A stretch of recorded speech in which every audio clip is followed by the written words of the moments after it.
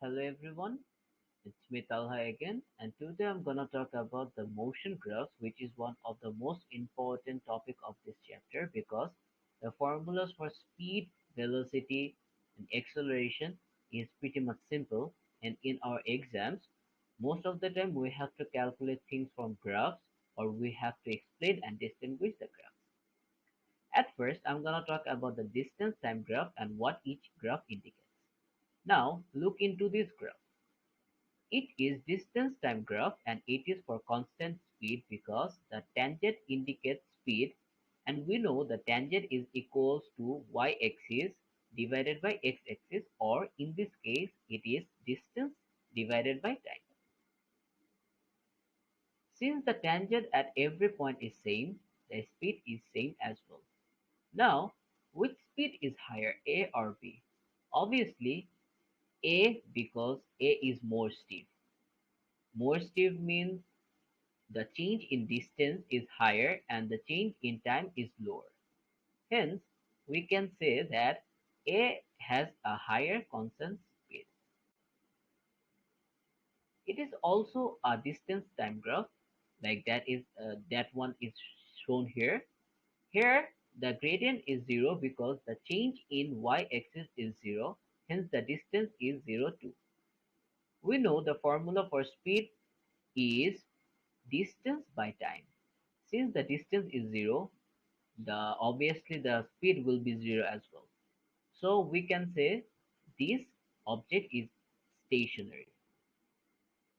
It is third and last distance time graph. Here, the first graph, the speed is increasing.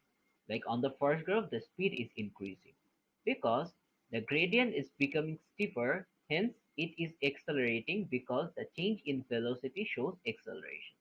So if the graph is like this, the first one, then it is accelerating.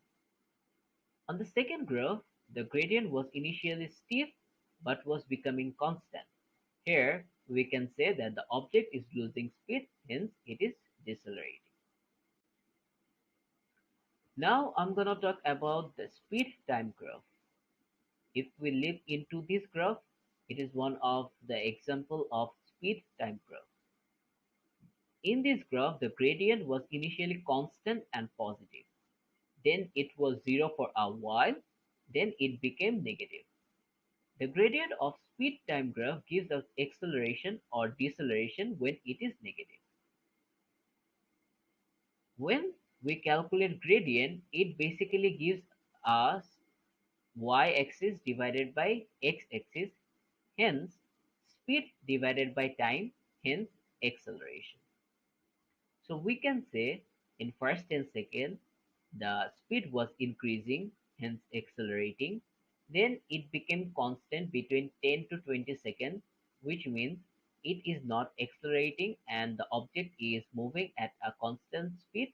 And then it was losing speed in the last 10 seconds, hence it was decelerating.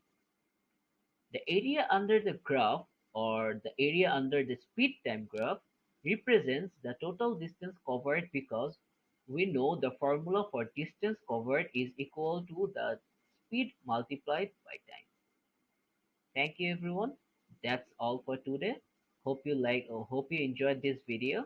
If it was helpful, please share this video and do let me know if you have any queries.